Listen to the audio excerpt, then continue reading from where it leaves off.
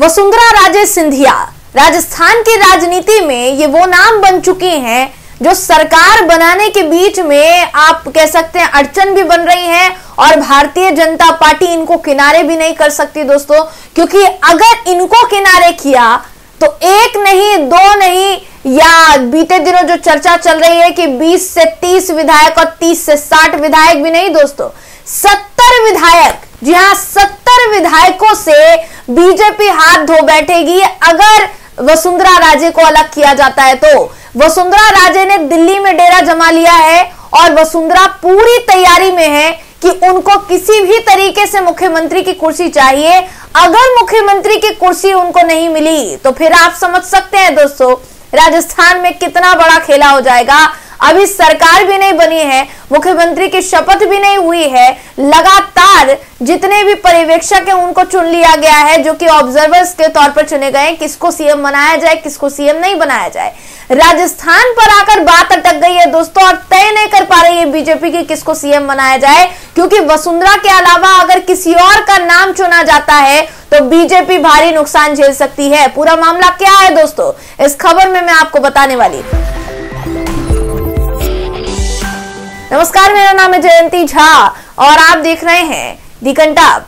दोस्तों इस वक्त राजस्थान की जो राजनीति है वो बहुत बुरी तरीके से करवटें बदल रही है। ये मैं इसलिए कह रही हूं क्योंकि लगातार ये तय किया जा रहा है कि राजस्थान का सीएम किसको नियुक्त किया जाए, राजस्थान की मुख्यमंत्री की गद्दी किसको सौंपी जाए।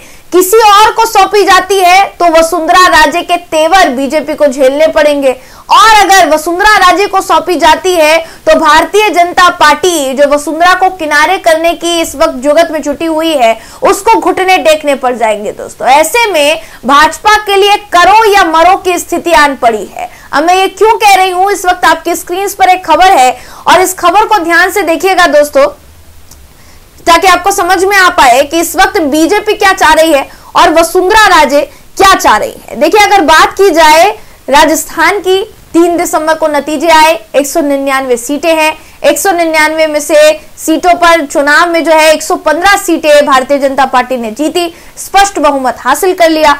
लेकिन हासिल करने के बाद भी अभी तक सरकार में मुख्यमंत्री जो है उसका चुनाव नहीं हो पाया है दोस्तों। वसुंधरा राजे सिंधिया जिनकी राजनीतिक बिसात ऐसी है दोस्तों कि राजस्थान से लेकर दिल्ली तक बिल्कुल उन्होंने माहौल एकदम बना रखा है और तमाम विधायकों से मिल रही हैं, जुल रही हैं ताकि कुछ भी ऐसी गड़बड़ अगर हो आलाकमान की तरफ से तो फिर सबक सिखाने में वो पीछे नहीं हटेंगी।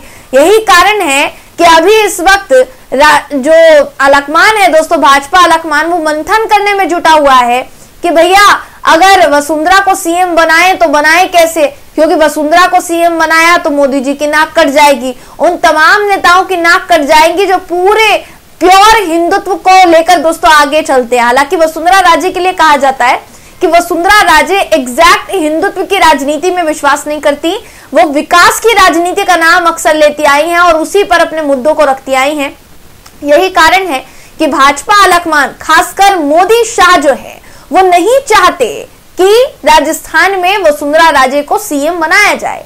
मगर वसुंधरा को सीएम नहीं बनाया जाएगा तो ऐसा कौन सा चेहरा है जिस पर बीजेपी दांव लगाएगी, वो चेहरा भी नहीं है बीजेपी के पास, इतना तजुर्बा नहीं है बीजेपी के पास। और बीजेपी एक फॉर्मूला लेकर चल रही है कि जो लोकसभा चुनाव जिताएगा उसी को मुख्यमंत्री बनाया जाएगा। वसुंधरा के अलावा इस विचारधारा पर कोई भी खरा नहीं उतर पाएगा दोस्तों। अगर वसुंधरा के अलावा किसी और को उतारा गया तो हो सकता है बीजेपी को लोकसभा में नुकसान झेलना पड़े। और लोकसभा की बात तो चलिए अभी 3-4 महीने बाद आने वाली है, विधानसभा में अभी सरकार बन पाएगी कि नहीं ये भी मुश्किल हो जाएगा। ऐसा मैं क्यों कह रही हूं, समझिए इस बात को। देखिए एबीपी का कहना है, एबीपी की खबर का इस कहना है दोस्तों कि वसुंधरा राजे के समर्थन में अभी तक बताया जा रहा था कि 20 विधायक है, फिर बताया गया कि 20 से 25 हो गई ये संख्या, फिर बताया गया कि 25 से 30 हो गई ये संख्या, उसके बाद बताया गया कि 30 से 60 विधायकों की संख्या हो गई है और अब बताया जा रहा है कि 70 विधायकों के साथ वसुंधरा राजे लगातार संपर्क में है और इनमें से ज्यादातर विधायक दोस्तों वसुंधरा राजे के समर्थक हैं या आप कह लीजिए कि वसुंधरा राजे के ही समर्थक हैं इनमें से कई विधायकों को रेकमेंड किया था, यानी कई विधायकों का नाम दिया था भाजपा को कि उनको जिताना चाहिए। कई विधायकों के नामों की सिफारिश वसुंधरा राजे ने की थी, तो वसुंधरा राजे की बात को मानकर बीजेपी ने उनको मैदान में उतारा और वो विधायक जीत कर आए। अब ऐसे में वसुंधरा राजे उन विधायकों के नाम पर दबाव बना रही हैं बीजेपी पर कि भैया हमको चाहिए कुर्सी, मुख्यमंत्री की कुर्सी हमको चाहिए, अगर हमारे अलावा आपने किसी और को ये सौंपी तो फिर आप इसका भुगतान भुगतेंगे और बहुत बुरा भुगतेंगे। देखिए, अगर अभी कहा जाए इस पूरे चुनाव में अगर कहा जाए दोस्तों, वसुंधरा राजे एक ऐसा नाम थी जो कि भाजपा आलाकमान के नजरअंदाज करने के बावजूद चर्चा में थी। मंदिर जा रही हैं, लोगों से मिल रही हैं। वो अलग बात है कि मोदी जी की रैली या शाह जी की रैली या बीजेपी के किसी बड़े नेता की रैली में ज्यादातर नजर नहीं आती थी वसुंधरा राजे, और वो बगावत के संकेत थे दोस्तों कि आगे जाकर अगर सरकार बनती है और वसुंधरा राजे को फिर भी दरकिनार किया जाता है सीएम पद की रेस में, तो फिर वो क्या क्या कर सकती हैं। बगावत के संकेत चुनाव के दौरान दरमियान ही मिल गए थे, मगर अभी इस वक्त जो स्थिति है वो स्पष्ट रूप से ये है कि वसुंधरा का नाम सबसे ऊपर देखा जा रहा था। आपने तमाम टीवी चैनल्स पर देखा होगा, जब सीएम फेस की बात आई तो फिर वसुंधरा राजे को अशोक गहलोत के सामने खड़ा किया गया। यानी अगर बीजेपी की सरकार बनती है तो वसुंधरा राजे एकमात्र वो चेहरा होंगी जो कि गहलोत साहब को टक्कर दे सकती है, ये दिखाया गया। और अगर आप देखेंगे सीएम फेस की रेस में तो सर्वे भी इन्हीं दोनों में हुआ कि आप गहलोत को ज्यादा पसंद करते हैं या वसुंधरा राजे को। हालांकि वो अलग बात है कि गहलोत साहब को ज्यादा लोगों की पसंद का वोट जो है मिला था, वसुंधरा राजे को कम वोट मिला था, मगर फिर भी बीजेपी की तरफ से वसुंधरा राजे का नाम सबसे आगे किया जाता है, सिर्फ इसलिए क्योंकि 2 बार के मुख्यमंत्री रह चुकी हैं, वरिष्ठ नेता हैं, पार्टी में उनका दबदबा है, दिल्ली से लेकर राजस्थान तक सियासत जो है उसको चलाना जानती हैं, राजनीति में एक अहम चेहरा मानी जाती हैं, हाथ कोई नहीं पकड़ सकता उनका रणनीतियों में। तो जाहिर सी बात है कि वसुंधरा राजे का इसीलिए नाम सबसे ज्यादा लिया जा रहा है दोस्तों।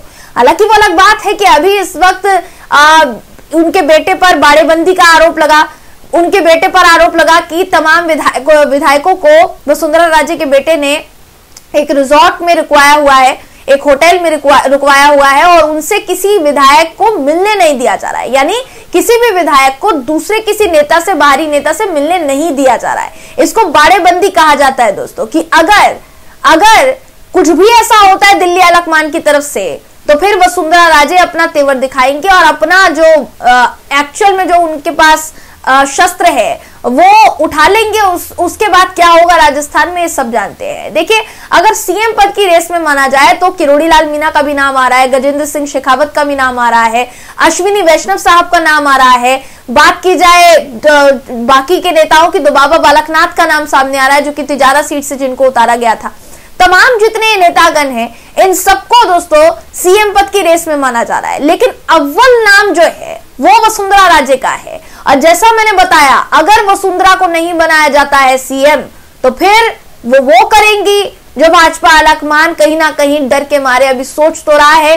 मंथन इसी बात पर किया जा रहा है कि अगर हमने नहीं बनाया वसुंधरा को सीएम तो फिर क्या क्या हो सकता है। देखिए, फिलहाल अगर बात की जाए, अभी तक ऑब्जर्वर्स ये नहीं तय कर पाए हैं किसको सीएम बनाया जाए, राष्ट्रीय आलाकमान ये नहीं तय कर पाया है किसको सीएम बनाया जाए। वसुंधरा राजे दिल्ली में बैठी है डेरा जमा के कि सीएम उन्हीं को बनना है।